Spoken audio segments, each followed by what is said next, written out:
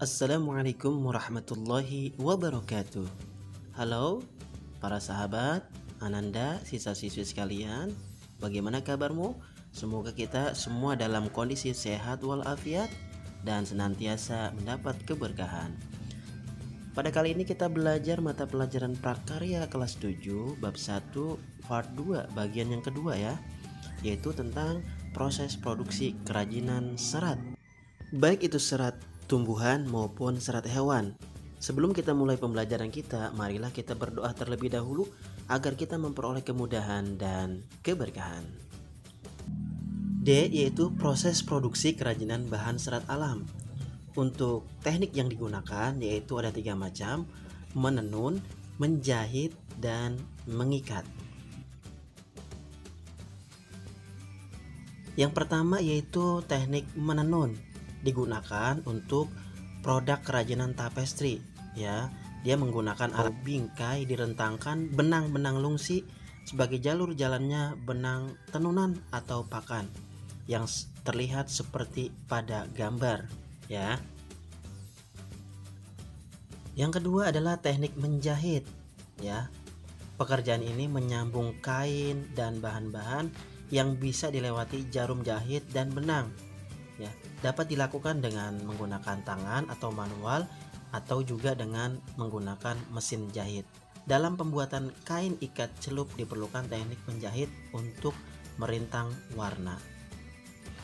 Lihatlah pada gambar ya, itu menggunakan tangan, kemudian ada juga yang menggunakan mesin jahit. Yang berikutnya adalah teknik mengikat, yaitu menyatukan 2 benang atau lebih, memberi ikatan yang diinginkan ya. Dapat diartikan menyatukan helaian kain yang satu dengan yang lainnya menggunakan alat pengikat untuk membentuk pola tertentu. Ikatan berupa simpul atau pola warna ya. Proses kerajinan serat alam. Untuk melakukan proses kerajinan tersebut, syarat-syaratnya yaitu ada 5 macam. Yang pertama yaitu syarat-syaratnya utility, yaitu barang itu berguna ya. Ketika kita melakukan pembuatan kerajinan maka barang itu dapat digunakan. Yang kedua adalah comfortable, kenyamanan. Jadi kerajinan yang kita buat adalah nyaman dan menyenangkan bagi penggunanya dan pemakainya. Contohnya, cangkir didesain ada pegangannya. Yang ketiga adalah flexibility, keluasan ya, yaitu benda harus memiliki keserasian antara bentuk dan wujud benda dengan nilai gunanya. Contohnya, sepatu dibuat disesuaikan dengan anatomi tubuh manusia. Kemudian yang keempat adalah safety, keamanan. Benda kerajinan kita yaitu aman bagi penggunanya ya. Kemudian yang kelima adalah estetik ataupun keindahan. Benda kerajinan yang kita buat memenuhi unsur-unsur keindahan sehingga orang tertarik untuk memiliki benda kerajinan tersebut. Berikut ini adalah proses perancangan karya kerajinan. Dalam proses penciptaannya ada circle-nya yaitu 8 tahapan. Yang pertama yaitu tentukan bahan dan jenis kerajinan. Kita tentukan dulu bahan dan jenisnya ya. Bahannya apa, kemudian jenis kerajinan yang kita buat apa. Yang kedua, penggalian ide dari berbagai sumber. Kita cari ide nih ya, baik dari internet, membaca, melihat ya, survei gitu kan, sehingga muncul ide kita. Yang ketiga, buat beberapa sketsa karya. Ketika kita sudah muncul ide, kita buat sketsanya, baik itu di kertas ya, kita buat sketsanya seperti apa. Yang keempat adalah tentukan sebuah karya terbaik. Kita tentukan setelah membuat sketsa, kita tentukan karya kita berupa apa. Kemudian kumpulkan bahan dan alat, kira-kira bahan yang diperlukan apa, alatnya apa saja gitu kan. Lalu yang keenam adalah pembuatan karya kerajinan. Kita buat bahannya sudah, alatnya sudah, sketsanya sudah, lalu kita buat karya kerajinan tersebut. Kemudian yang ketujuh adalah kita evaluasi karya kita ya, apa nih kekurangannya, apa nih kelebihannya, seperti itu. Lalu kemudian Yang kedelapan, tahap terakhir adalah kita revisi karya tersebut. Jika ada kekurangan, maka kita tambahkan, gitu kan? Seperti itu. Nah, itulah 8 tahap proses perencanaan karya kerajinan untuk proses penciptaan produk kerajinan. Ya, dalam proses penciptaan produk kerajinan. Untuk bahan yang diperlukan ya dalam kerajinan serat tumbuhan yaitu 1 serat pelepah pisang ya. Hasil olahannya seperti tampak pada gambar tersebut. Kemudian serat daun pandan ya. Lalu kemudian serat eceng gondok. Ini hasil olahannya seperti itu. Ya. Selanjutnya adalah alat kerajinan bahan serat tumbuhan. Alat-alat yang dibutuhkan diantaranya yaitu gunting, cutter, pisau, lem tembak, dan jarum jahit.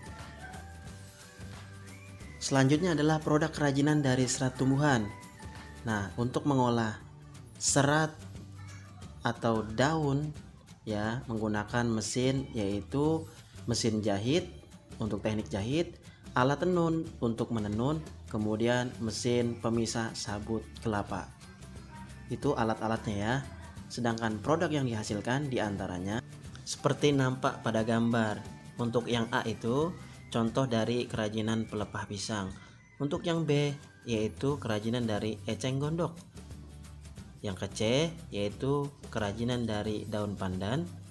Kemudian yang D dan E adalah kerajinan dari rumput. Bagus bukan? Ya. Serat alam jika diolah dengan baik, kemudian kita dapat menghasilkan karya-karya produk kerajinan yang bagus. Selanjutnya adalah kerajinan serat hewan.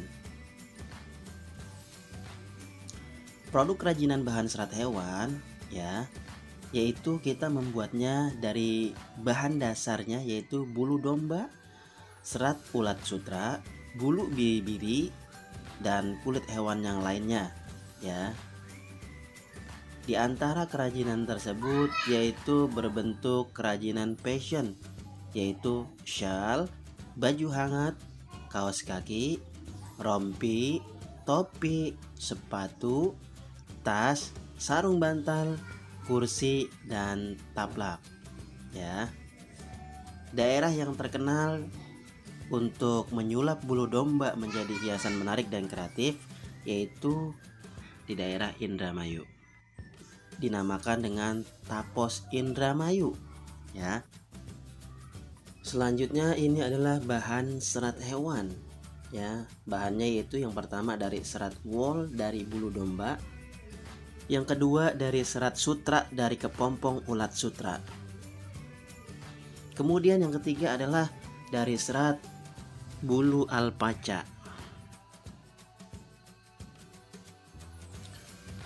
Untuk alat yang dibutuhkan yaitu gunting, alat pencukur bulu, baskom, dan jarum jahit. Selanjutnya yaitu produk kerajinan dari serat hewan ya. Ini merupakan alat yang digunakan untuk mengolah serat hewan yaitu mesin pemintalan, kemudian mesin penggulung benang hasil pemintalan. Sedangkan produk yang dihasilkan yaitu berupa rompi, kemudian syal. Setelah kita membuat produknya sudah selesai, maka di sini kita bahas adalah mengenai kemasan produk ya. Dilihat dari fungsinya, kemasan memiliki 4 fungsi utama, yaitu 1. Menjual produk, yang kedua melindungi produk ya dari benturan benda-benda lain, yang ketiga memudahkan penggunaan produk, dan yang keempat adalah memperindah penampilan produk. Itulah fungsi kemasan dari produk-produk kita. Berikut ini adalah contoh dari kemasan produk ya. Nah, itu bentuknya seperti itu. Ya, para sahabat Ananda, siswa-siswi sekalian, selesai sudah pembelajaran kita prakarya kelas 7 bab 1 part 2 bagian kedua tentang proses produksi kerajinan serat ya. Semoga bermanfaat buat kita semua. Terima kasih atas perhatiannya. Wassalamualaikum warahmatullahi wabarakatuh.